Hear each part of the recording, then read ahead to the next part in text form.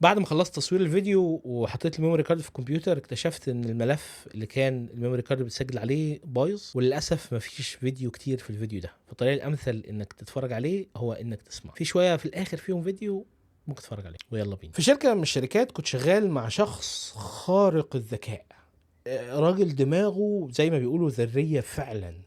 لما نيجي نتكلم في مشكلة، الراجل بس يقعد يفكر كده دقيقتين وفجأة كل الحلول تبقى متستفة في دماغه بالديزاين بالدوكيومنتيشن وبدأ يعمل يونت تيستنج وتي دي دي في دماغه. ولكن للأسف الشخص ده كانت مهارات التواصل بتاعته تقريبا صفر، وكان للأسف كل ما واحد يعمل غلطة يروح ويهايلايت ويقعد يقول يا جماعة في غلطة هنا واللي عملها فلان. يعني بيقوم واخد سكرين شوت كده من جيت يقول لك السطر الكود ده اللي عمله فلان والمشكله عنده كانت في كذا. ولكنه كان بيعرف يتكلم بروفيشنال قوي، مش عيال صغيره. يعني كان بيقول والله يا جماعه انا كنت بقلب وقابلت كذا وعملت كذا وسويت كذا. وللاسف هو كان من منظوره ان دي كانت حاجه كويسه، وكان رد فعل الناس اللي حواليه ان هم لا حبوه ولا هو اترقى على الرغم من خبرته الرهيبه ومهاراته اللانهائيه. وكانت الناس في الاخر بتروح لاي حد في التيم وما تروحلوش، ولو اضطروا ان هم يروحوا له بيبقوا رايحين له يعني ويا الهي ربنا يعيننا على اللي هو يعمله فينا. عشان كده العلاقات مهمه جدا في الشغل. في كمان قصه هحكيها لكم بس في اخر الفيديو، تعالوا نتكلم اكتر.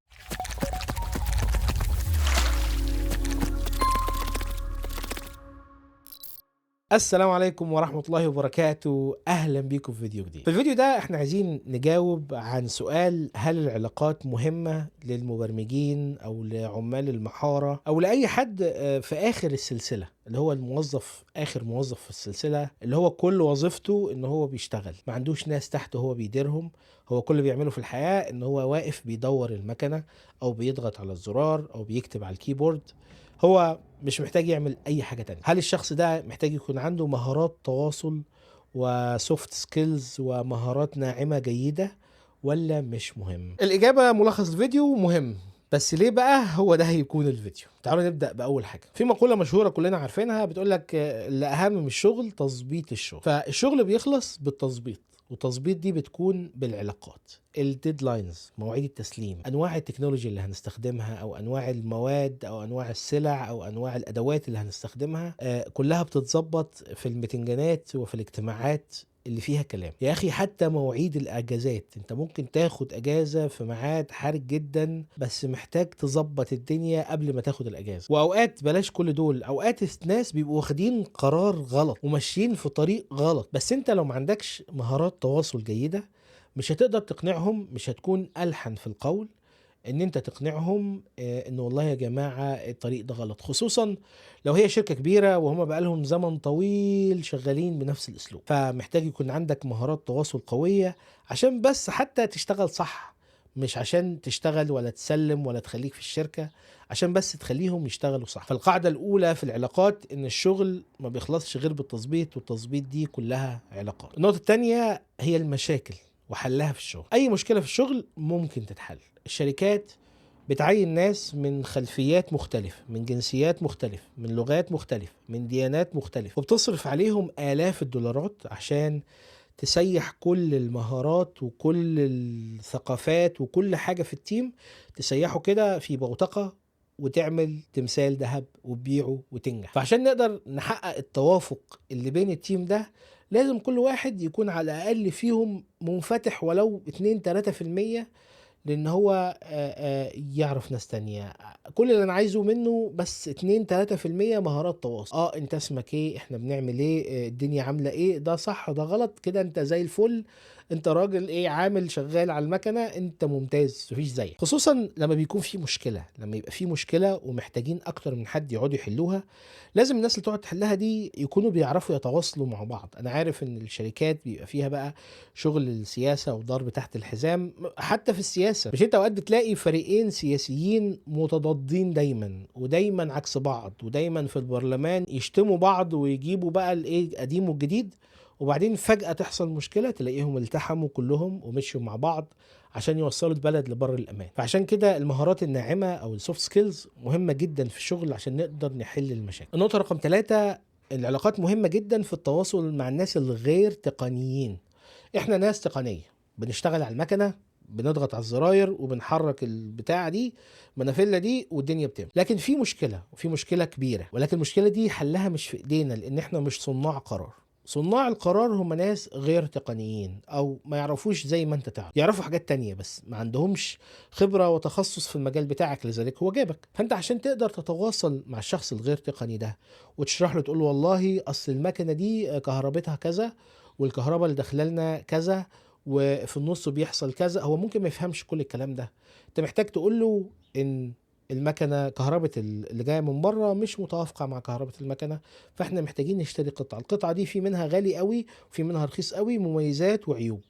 هو كده انت حبيبي وهيفهمك، وكده هو هيقدر ياخد قرار على اساس الكلام اللي انت اديته له. او مثلا لو انت محتاج وقت اطول، المشروع اكتشفنا خازوق كده ما كناش نعرفه، ابل ولا جوجل ولا امازون جم غيروا اي حاجه في حاجه تقنيه كنا احنا عارفينها، غيروها، فالدنيا اختلفت تماما. فعشان تقعد معاه بقى وتقنعه ان احنا عايزين نزود شهرين 3 في الديدلاين عشان المشكله دي، انت مهما قعدت تغني له من اول النهار لاخر النهار بكلام تقني، هو بالنسبه له هو ما يفهمش الكلام ده. هو عايز كده ايه، زي ما بنقول كلام بالهجايص. فانت لازم تكون عندك مهارات تواصل جيده عشان تقدر تقنعه، عشان المشروع ينجح. واخيرا يا عزيزي، المهارات دي مهمه بالنسبه لك، عشان انت مش هتخليك طول عمرك مبرمج، مش هتخليك طول عمرك عامل، مش هتخليك طول عمرك في اخر السلسله او في قاعده الهرم. مع الوقت انت بتطلع واحده واحده. فالمهارات دي لو ما كبرتش معاك من صغرك مش هتجيلك فجاه لما تكون مدير. وهنا بقى اجيلكم للقصه الجميله. في شركه من الشركات اشتغلت معاهم كمبرمج، وكانت الشركه لسه صغيره، كنا 3. وبعدين بعد شويه الشركه بدات تكبر،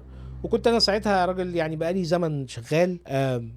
فقالوا لي طيب ايه رايك نبني تيم؟ فكان مطلوب مني ان انا اعين 4 مبرمجين معايا، وانا اللي هعمل لهم انترفيوهات، وانا اللي بمضي على العقود، وانا اللي بعمل كل حاجه. فالناس الجميله اللي اتعينت دي كان فيهم واحد عنده فوق ال60 سنه، كان الانجليزي بتاعه ما كانش احسن حاجه، وانا الانجليزي بتاعي مش احسن حاجه لان انا مش نيتيف انجلش سبيكر، وهو كمان. فاحنا الكلام بينا كان بالاكواد، بالشفرات، يعني فاهم. هو بيتكلم كوري وانا بتكلم عربي، وبنحاول نستخدم الانجليزي في النص. اول ما بدانا نشتغل عايزين بقى نحط البيست براكتسز ونبدا ناسس المشروع ونبدا نشتغل. فلقيته راجل يعني ايه، يعني عنده صورة شديدة جدا من رفض اي حاجة جديدة. هو مثلا بقاله 2 3 كان شغال حاجة غير المبرمج، ومش ابديتد بالليتست تكنولوجيز او الديزاين باترنز او البيست براكتسز من جوجل او من ابل. فانا بحاول اقنعه بان احنا لازم نستخدم تكنولوجي معينه او ديزاين باترن معين، وهو يقول لي لا انا عايز، انا ده مش كويس ومش مقتنع، وعنده رفض رهيب. المهم في الوقت ده انا كان بقالي زمن طويل شغال، والحمد لله مهارات التواصل عندي مش احسن حاجه، ولكنها على الاقل جيده وماشيه حالي. فبدات اقرب منه شويه، انا كده كده مديره، فالمفروض يعني يعمل اللي انا بقول له عليه، بس في نفس الوقت مش هينفع يعني لو عملوا النهارده مش هيعملوا بكره، ولو عملوا مش هيعملوا زي ما انا عايز فبدات اقرب منه واقول له طيب يعني ايه، خلينا نتكلم اكتر. قلت له طيب اديني اللي عندك، قول لي ايه اللي انت عايز تعمله واشرح لي واديني مثال. قلت له يا اخي علمني، انا ما اعرفش، تعالى ايه نتكلم شويه. المهم قعدنا نتكلم شويه، هو ما اقتنعش وانا ما اقتنعتش. بدأت بقى أحس إن في جليد في الموضوع، في جبل، كل واحد فينا قاعد في مكان. فبدأت أقرب منه وأقول له إيه، طب إيه، تعالى نشرب قهوة مع بعض. وهم هنا يعزوا قوي يشرب قهوة مع بعض دي. فروحنا شربنا قهوة مع بعض.